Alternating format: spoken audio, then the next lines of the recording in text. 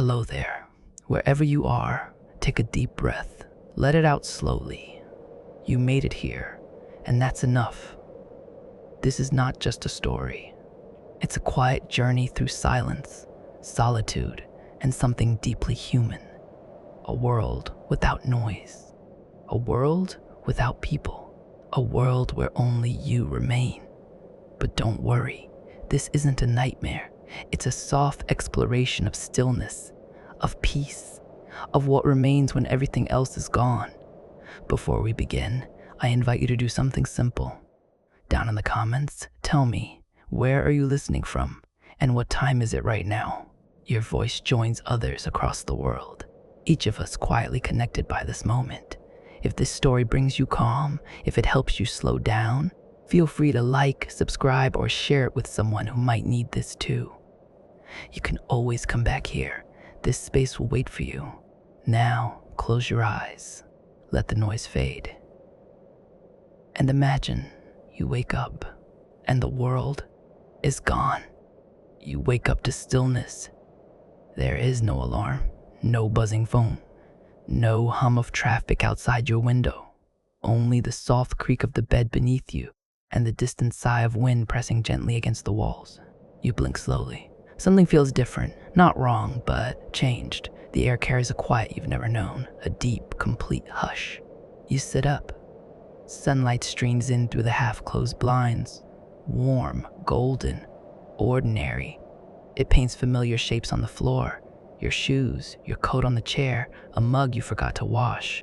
Everything looks as it should, but something is missing. You stand, stretch, wait for the usual ping of a message, a notification, a calendar reminder, but nothing comes. Your phone doesn't load. The internet is gone. No signal, no connection, just nothing. You step outside. The sky is bright, the breeze soft, the trees sway in perfect rhythm, but the street is empty. No cars, no voices, no neighbors stepping out to walk their dogs or sip coffee on the porch. You walk down the block, past the bakery, the bookstore, the little cafe with mismatched chairs. All doors are unlocked, all lights are off, all chairs are empty. You call out. Your voice echoes faintly, an unfamiliar sound in an unanswering world. No one responds. You wait, an hour, then another. You wander further. The city, once alive with movement, now lies still, as if frozen in a long, careful pause. The streets are clean, no signs of panic, no sirens, no warnings, no chaos, just absence and silence. At first, it unnerves you. You're used to noise, to interruption, the buzz of a busy life. Now, every footstep feels too loud. Every breath is a presence. You try the radio. Scan every frequency. Static, endless static. You try TVs in shops, homes, stations. Blank screens, no messages, no voices. You are alone. Days pass. You lose count quickly. You gather food, unsure how long you'll need it. You sleep in your own bed, then in others. Each night, you search the sky for signs. Each morning, you hope for a knock on the door. Neither ever comes. You begin to listen differently. To the rustle of leaves. To the way the wind curls between buildings. To the gentle tap of raindrops on a roof. You hear your own heartbeat clearly now. And sometimes, in the stillest moments, it feels like the earth is breathing with you. You are not afraid, not entirely. You expected the end of the world to be loud, explosive, catastrophic. But this feels like a sigh, a closing of a book rather than a burning of one. You begin walking each day, exploring neighborhoods, climbing hills, sitting in parks once filled with laughter. You find comfort in the familiar, the scent of pine, the distant call of a bird, the way sunlight filters through a stained glass window in a long, abandoned chapel. You speak out loud sometimes, not to summon anyone, but to hear your voice, to remember the shape of language in your mouth. Hello, you say to the empty grocery store. Good morning to the sun. You start to read, slowly, one book at a time. Poetry, history, fiction, words written long ago by people who never imagined a world like this. And yet, in the quiet, their voices are the only ones left, and they feel closer than ever. You realize you are not just alone. You are surrounded by echoes. One evening, you watch the sunset from the roof of a tall building. You sit in an old plastic chair. There's a blanket around your shoulders and a cup of tea in your hands. The sky melts into orange, then pink, then deep, quiet blue. And for the first time, you don't feel the need to understand anything. You don't ask why this happened or how. You simply are. The silence no longer feels like emptiness. It feels like invitation. To notice, to feel, to exist without demand. You begin to write in notebooks, on walls, on scraps of paper you tuck into books in the library. You don't write for someone to find. You write because it feels good to place thoughts outside of your head. You write things like, "Today I watched the clouds for 2 hours and didn't get bored. The scent of old leather in the antique shop made me cry. I am learning how to be. There are lonely moments. Of course there are. When you miss a voice, a glance, a hand. You look at photos left behind in homes. You touch furniture still warm with memory. You don't know where everyone went or why you stayed, but slowly, it begins to matter less.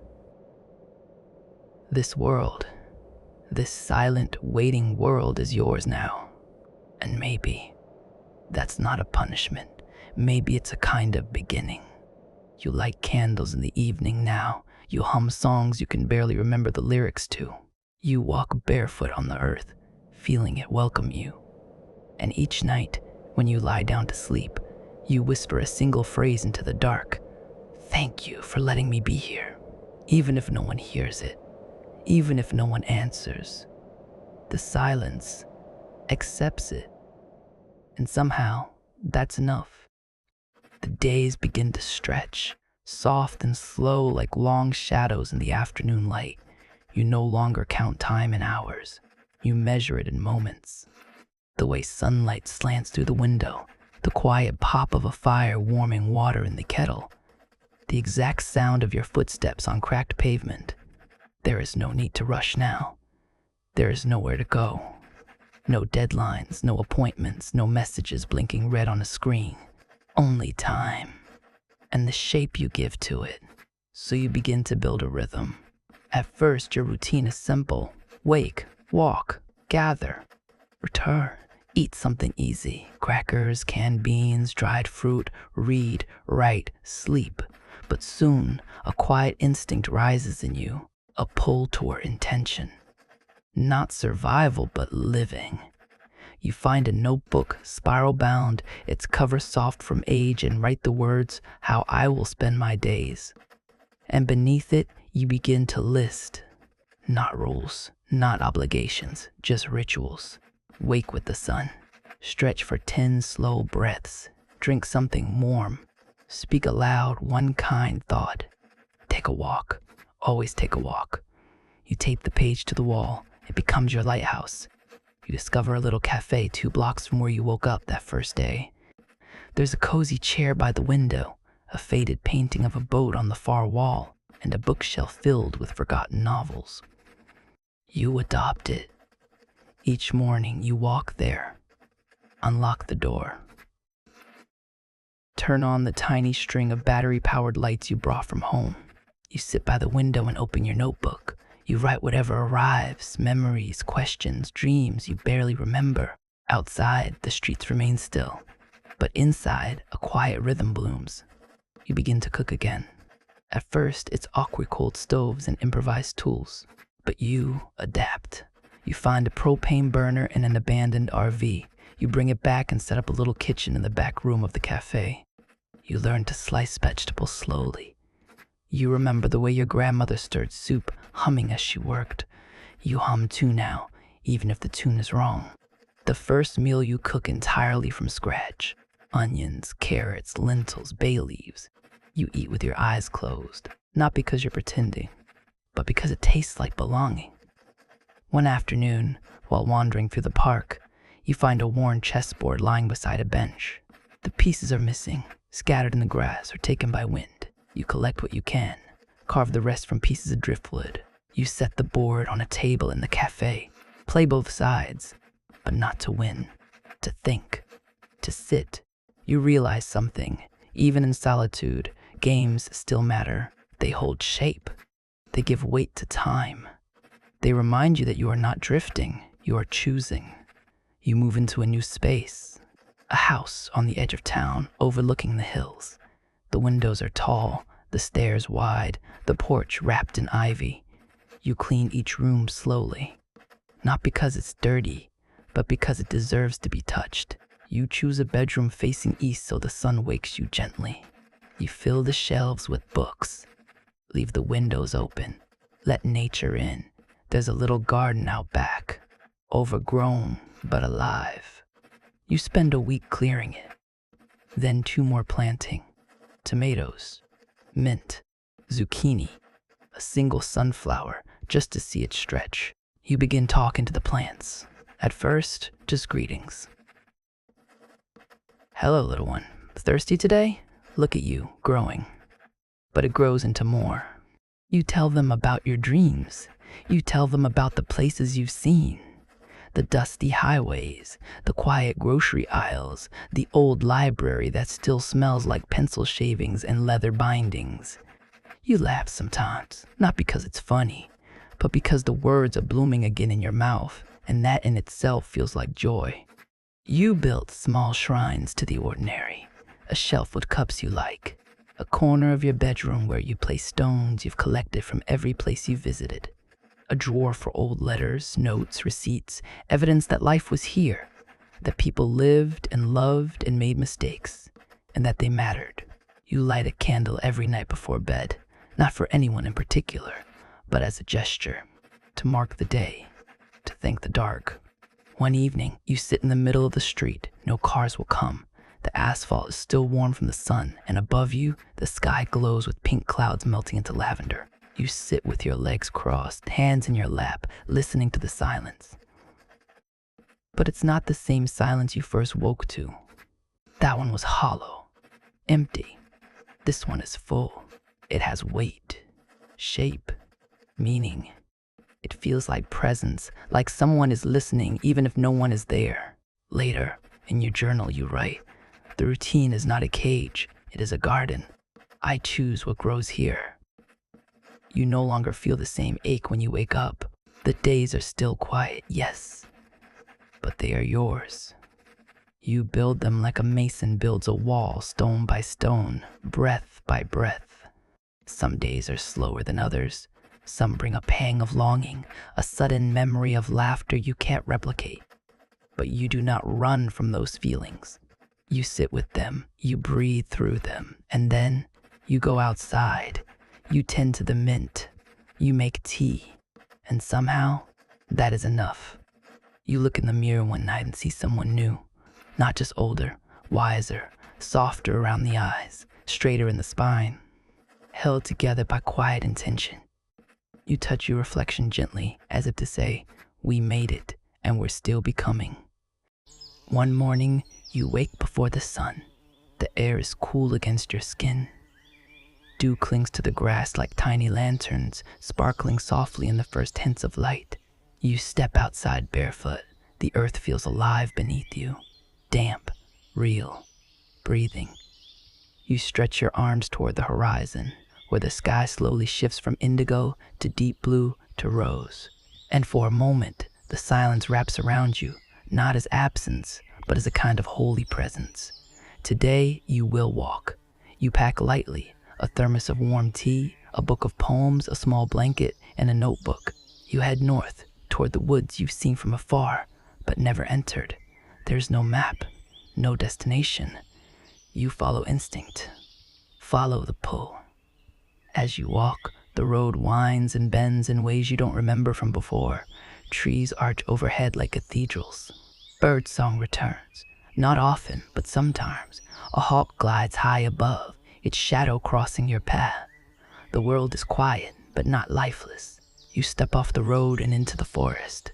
The earth smells rich and old. Moss covers fallen logs like velvet. Everywhere, life pulses. You pause to run your fingers along the bark of a tree so wide your arms wouldn't meet if you tried to hug it. It feels wise, steady, kind. You think it silently, and you keep going. By midday, you reach a clearing where the sun bathes the grass in warm gold. Wildflowers sway in the breeze. Bees dance between blossoms. You spread out your blanket and lie down. Above, the sky is a deep, endless blue. Not a single plane, not a single trail of smoke, just clouds drifting as if they've forgotten what it meant to be watched. You sip your tea, open your book, read one line, and then close it again, because today even words feel too heavy. Instead, you listen. Not with your ears, but with your breath. You breathe with the earth, in, out, and for a time, you are nothing but awareness. Later, you find a river. The water is cold and clear. It moves gently, whispering to the stones it passes. You take off your clothes and step in. The cold shocks your skin, but in the best way. Like the world is reminding you, you are alive. You submerge. For a few heartbeats, everything disappears. Noise, memory, thought. Just the rush of water around you. When you rise again, water dripping from your hair and eyelashes, the sun catches your shoulders like a soft blessing. You laugh, a real, belly-deep laugh, because somehow, for reasons you don't need to understand, it feels like joy. That night, you don't return home. You build a small fire beneath a canopy of trees. Gather twigs, leaves, dry bark. You remember how from an old scout guidebook you found in the library last week. The flames crackle gently, their glow painting warm shadows on your face. You cook a simple meal: beans, rice, a few herbs from your garden packed in a cloth pouch. It tastes richer out here, surrounded by night and stars. You look up, and there they are. Thousands, no, millions of stars, clearer than you've ever seen. Uninterrupted by city lights or noise or thoughts that don't matter. You lie back on the ground, arms behind your head, and watch the sky move slowly overhead. You find constellations you never learn the names for. You whisper made-up names to each one, smiling as if sharing a secret. In your notebook, by firelight, you write, "The world has become quiet so it can be beautiful again. I am learning how to see." In the days that follow, your walks become longer. You travel to places you once saw in photos but never thought you'd touch. Fields of lavender stretching like oceans, mountains that pierce the sky, abandoned cities where vines creep over skyscrapers like green fingers reclaiming the land. You walk through museums, touch the marble hands of forgotten statues, sit alone on the steps of cathedrals, humming into the echoing air. You pick apples from ancient orchards, swim in lakes so still they reflect your soul. You stop calling it survival. You begin to call it presence. One day, you find a greenhouse. Its glass panes are cracked, but most remain. Inside, chaos and beauty have merged. Ferns growing through floorboards, orchids dangling from the ceiling, vines embracing broken shelves. You spend hours there, gently trimming, watering, clearing space. You don't want to tame it. You want to care for it. You whisper apologies to the roots you must disturb, and thanks to the ones that bloom again. You return often. You begin calling it your second home. You name the place Eden. Back at your house, the garden flourishes. The sunflower has grown taller than the fence. You harvest your first tomato deep red, firm, sweet. You hold it in your palm like treasure. You bite into it slowly, eyes closed, and say aloud, "I grew this, and I grew too." You plant more. You scatter seeds like blessings. Lavender for calm, rosemary for memory, coriander for dreaming. You create a path from your back door to the tree with the wide arms. You hang wind chimes made from old spoons and shells. You build a bench out of stone and wood, and sit there each evening with a cup of tea, watching your world become more alive. You begin to talk to the bees. Name the birds, wave to the wind. Everything is in conversation again. You don't know how long it's been since that first silent morning. You no longer ask what happened to everyone. You no longer wonder why you remained. Because now, the world is yours, not in possession, but in intimacy. You are its guest, its student, its caretaker. And the earth, slowly, has welcomed you back.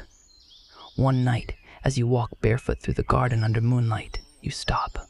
You stand still, very still, listening.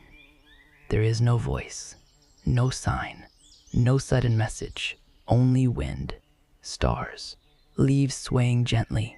But deep inside your chest, you feel it. The world is healing, and so are you. It begins with a dream, a voice, faint, familiar, echoing from somewhere distant. You can't make out the words, but the sound fills you with something both heavy and warm, like remembering a name you haven't spoken in years. You wake with tears in your eyes. Not sadness, not quite, something older, deeper, like longing folded into memory. You whisper into the morning, "Hello." But only the birds respond. For a while, you try to dismiss it. You've grown used to the quiet. You've learned its language, its rhythms, its comforts. Still, that dream pulls at something. The part of you that once belonged to others. The part that remembers laughter across the table, voices echoing down hallways, names saved in your phone. You realize you haven't said their names in a long time. So you begin to speak them aloud, one at a time, on walks, in gardens, beside streams. You say the names of people you loved, people you knew, even strangers you passed once on a train. You say their names like offerings, like prayers. You return to the old city. The one with the tall towers and glass buildings and train lines that once sang beneath the streets. The sidewalks are cracked, but the trees have crept in quietly, lining the roads with soft green life. You find your way to a broadcast station, a place you'd only seen from the outside before. The doors are still open, dust rests like snow on every surface, but the equipment is intact. Buttons, switches, cables. It looks like it still remembers how to listen. You take a breath, sit down, flip a switch. A soft hum fills the air. Your voice shakes at first. It's been a long time since it reached for something outside of your own world. You lean toward the microphone and say, "If anyone can hear me, I'm here. My name is?" You pause. "I live near the river, by the hills. There's a garden, and a sunflower taller than the fence. If you're out there, I'm listening." You leave the station humming. The message loops, repeating into the stillness. You do not know where it goes, or if it goes anywhere at all. But it feels right, like watering a plant you haven't seen sprout yet. That night, you sit by your fire and stare at the stars. You wonder if the signal dances among them now, carried on invisible waves brushing past satellites, whispering through the dark. You imagine someone else hearing your voice, their eyes widening, their breath catching, the way yours did the day the world went quiet. You imagine them saying, "I'm here too," but no one answers. Days pass, then weeks. You try again. Different stations, different frequencies. You search libraries for manuals on radio transmissions. You read about how signals bounce off the ionosphere. You write down coordinates, build maps. You hang signs at crossroads, paint messages on walls, not alone, just waiting. The river sings, so do I. Sunflower house, come find me. You even place candles in windows night after night, hoping someone might see the light and remember what it means. But the silence continues. It hurts, quietly. Not like a wound, more like an echo that never returns. You begin to feel the edges of solitude again, the ache of memories revisited too often, the way time folds in on itself when there's no one to share it with. You start dreaming more. People from your past, friends, family, people you love deeply, and people you forgot you even knew. In your dreams, their voices are clear, their faces warm. You laugh, you speak, you dance, And just before waking, someone always says, "Don't forget us." So you don't. You begin writing their stories in notebooks, on stones, in tree trunks with a pocket knife. You describe their eyes, their habits, the way they stirred their tea, the way they once called your name in the rain. You walk to places you once went together, stand quietly and close your eyes. You say, "You were here, and I remember." You create a space. At the edge of a field, near the forest, beneath an old oak tree, you clear the ground, build a circle of stones, place tokens at the center, photos, ribbons, toys, cups, dried flowers, spoons, folded paper cranes. Each object holds a memory. Each memory holds a voice. You call it the Grove of Echoes, not to trap the past, but to honor it. You go there often. Sometimes you sing, sometimes you cry, sometimes you simply sit and let the wind move through you. One morning, you find an old cassette player in a thrift store. The batteries are corroded, the buttons stiff, but you clean it, repair it, feed it new life. You play the first tape you find. It's music, something soft, faint. A woman's voice singing about the sea. There's static, a warble, but her voice cuts through. You close your eyes, and she's with you, not in body, but in sound. A reminder that the world once held so much music. You begin collecting tapes, songs, speeches, stories, old laughter, children's rhymes. You play them in the cafe, in the greenhouse, in the grove. You let the voices return, not to replace your solitude, but to sit beside it.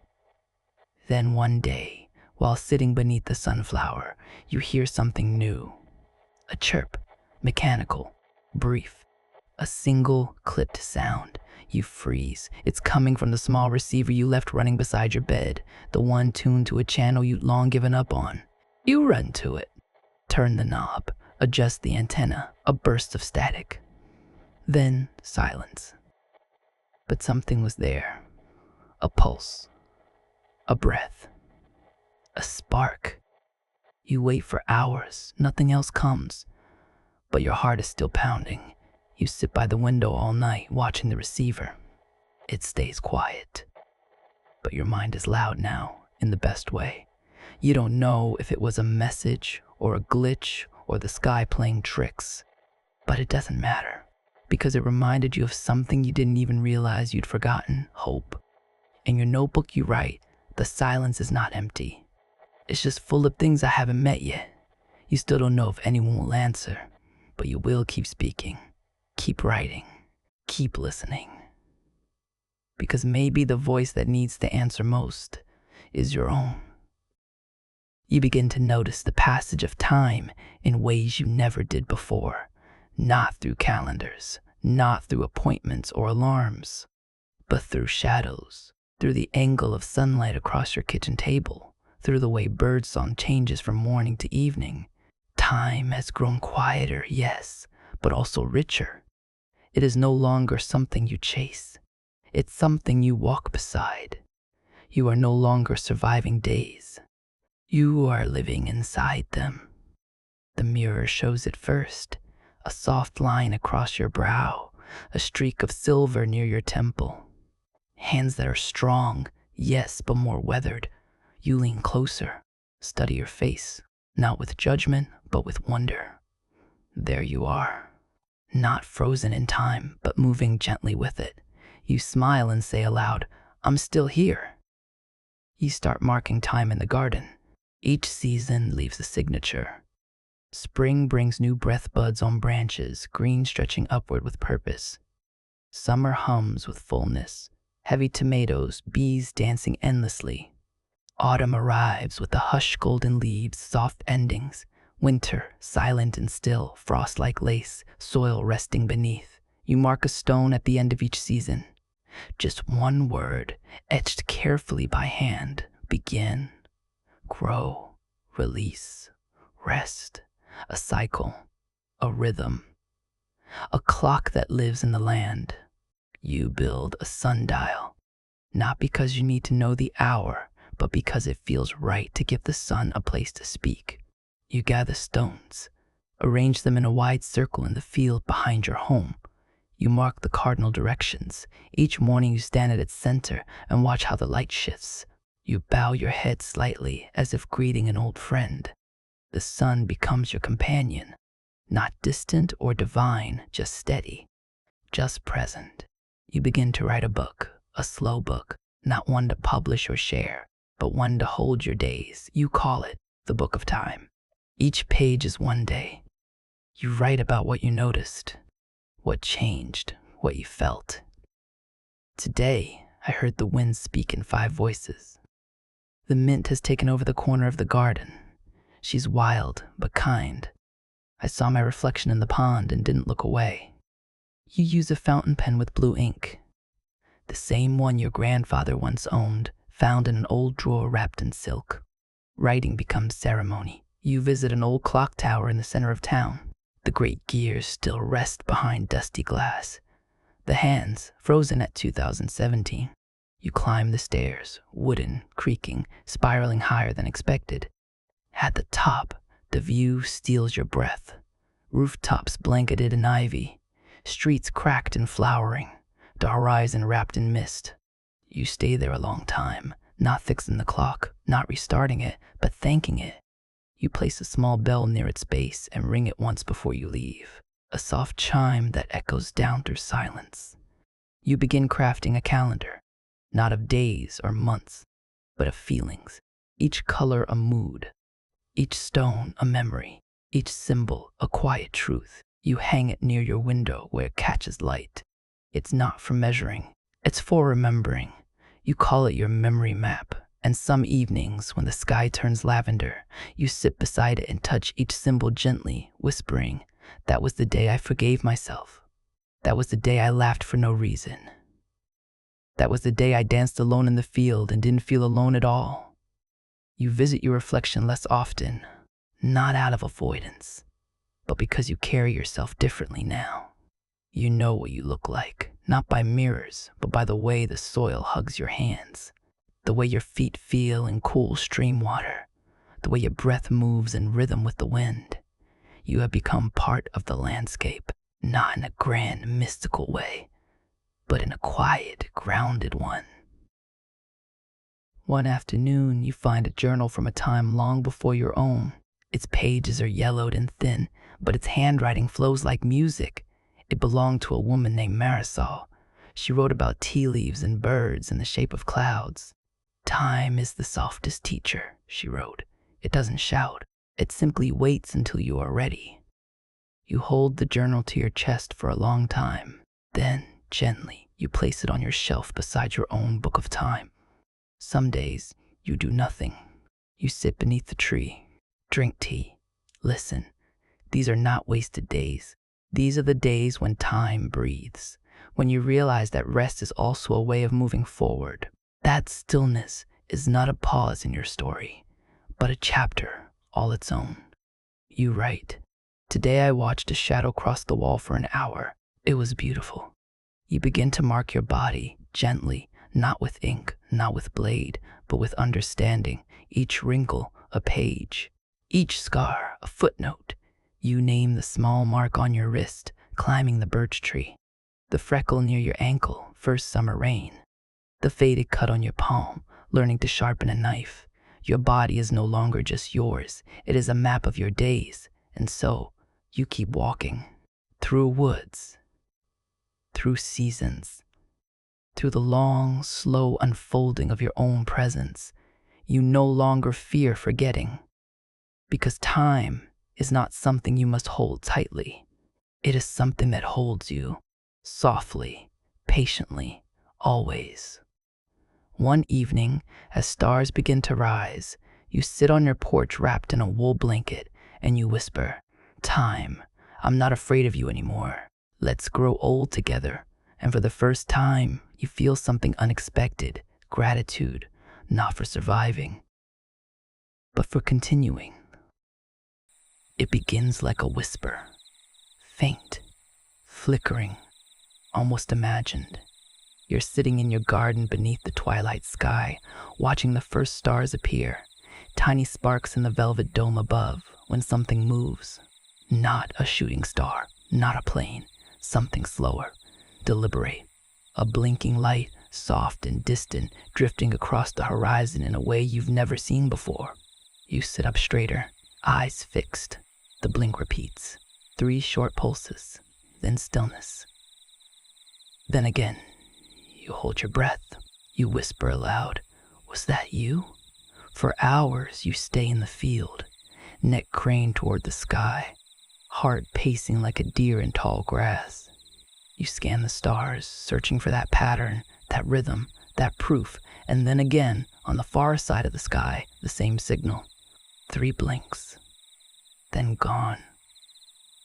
This is not a trick of the atmosphere, not a reflection or a bird or a wandering dream. Something is out there, something is speaking. And your chest fills with a warmth you hadn't realized you missed.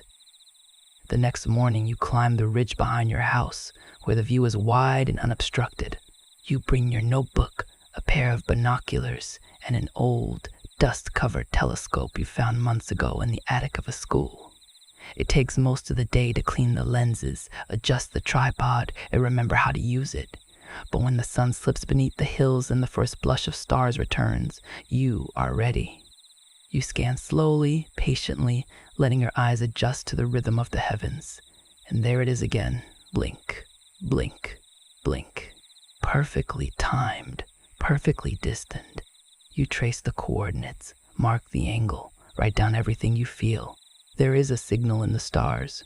I am not alone. You return to the old radio station. The equipment crackles to life beneath your fingertips. Familiar now. Comforting. You set the mic in place, lean in, and with the breath you speak. This is the voice from Earth. I saw your light. I'm listening. You repeat the message, once, twice, then set it on a loop and step back. You stand in the doorway and look up at the stars again. For the first time in a long while, you feel small in the best possible way. Not insignificant, but part of something wide and vast and full of quiet purpose. The days pass gently. You don't hear a reply, not in the way you imagined, but the blinking continues. Each night, you climb to your watching place and wait.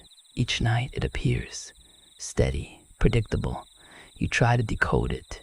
Is it Morse, a pattern, or just a signal saying, "I'm here"? "I see you." You respond in kind. 3 lanterns placed on the ridge. Blink, blink, blink. You light them just after dusk and leave them burning until dawn. You wonder if the light can be seen from above. You like to think so. You begin dreaming again. But now the dreams are different. Not of people from the past, but of someone coming. Their face is unclear, but their presence is solid. They walk with quiet steps and carry nothing but time. They sit beside you in silence. They do not speak, but somehow you understand. I saw your light. You begin preparing, not in a frantic way, not from fear, but from care. You clear the path leading to your home. You tidy the garden. You place extra cushions near the hearth, a second mug on the shelf, another spoon beside your bowl. It feels tender, soft, like setting a table for a friend. You walk to the edge of the world. At least, that's how it feels. The furthest you've ever traveled since the silence began. A desert with cracked earth and rusted windmills. An empty stretch of sand where the sky meets the ground in perfect silence. You bring with you a kite, bright red, stitched from scraps of old fabric. You raise it into the wind and let it soar, a tiny flag against the vastness. You laugh as it dances. You whisper, "I am here. I am open." And for a moment, you swear the wind responds. Back home, you build something new. A circle of stone near the garden, wide enough for a fire, flat enough for sitting. You call it the listening ring. You sit there each evening writing letters you may never send. You speak them aloud, voice steady, soft. I used to be afraid of endings. Now I know everything is becoming something else. I planted a row of lavender for you. I hope you like the scent. You don't need to be human to be kind. One evening, The blinking light doesn't come. You wait. Minutes. Hours. The sky remains still. At first, your chest tightens. Did something happen? Did you imagine it all? You feel the beginnings of that old ache return, loss, uncertainty, the pull of solitude. But then you hear something, a low tone. From the receiver, not words, not a language, but a sound, deliberate, measured, a hum that rises and falls like breath. You sit up, eyes wide, you record it, play it again, a pulse of recognition. Something has changed. You spend the next days recording your own tones, simple notes from an old keyboard, scales, patterns, echoes of what you heard. You send them out, one by one. Each night the hum returns, sometimes higher, sometimes longer, a song in the making, a call and response. You are building a conversation, even if you do not understand the meaning, even if it's only vibration. You write in your journal, the stars have found a way to speak, and so have I. You no longer expect the ship, a landing, a voice in your language. You don't need that anymore. It is enough to feel seen, to be part of a conversation beyond silence, to know that in all this wide sky, something saw your light and answered with its own. One evening, standing on the ridge, you lift your arms to the stars and whisper, "Thank you for answering. I will keep the fire going." And as the stars blink slowly overhead, you feel it in your bones. You are not alone. Not anymore. You wait before dawn. The house is quiet. Still. A soft wind stirs the curtains. The air smells of mint and dust and distant rain. You sit up slowly, stretch, listen. Today feels different, not in a loud or urgent way, but like the quiet shift of a tide beneath the surface, a subtle beginning. You walk barefoot through the hallway, fingers brushing the walls you've come to know so well. Each creak in the floorboards is familiar. Each breath of light through the window carries memory. But there's something else now too, a sense of readiness. In the kitchen, you boil water. The kettle whistles softly, and you pour the tea into your favorite chipped mug, the one with the faded constellation design. You wrap your hands around it and step outside. The sky is painted in the softest shade of lavender. The stars are retreating gently, one by one, as if bowing before the morning. Your garden stretches before you, alive, fragrant, humming with quiet joy. Bees drift lazily between blossoms. Dew clings to leaves like tiny blessings. And in the center of it all, your sunflower stands taller than ever, golden, open, glowing. You smile. Today is not an ending. It never was.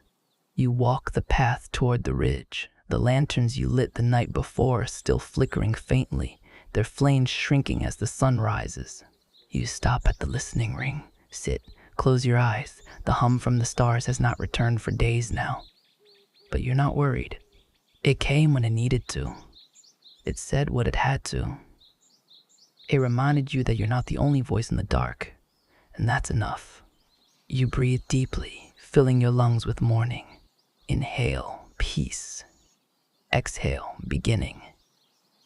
You spend the morning gathering things, not because you're leaving, but because you're preparing.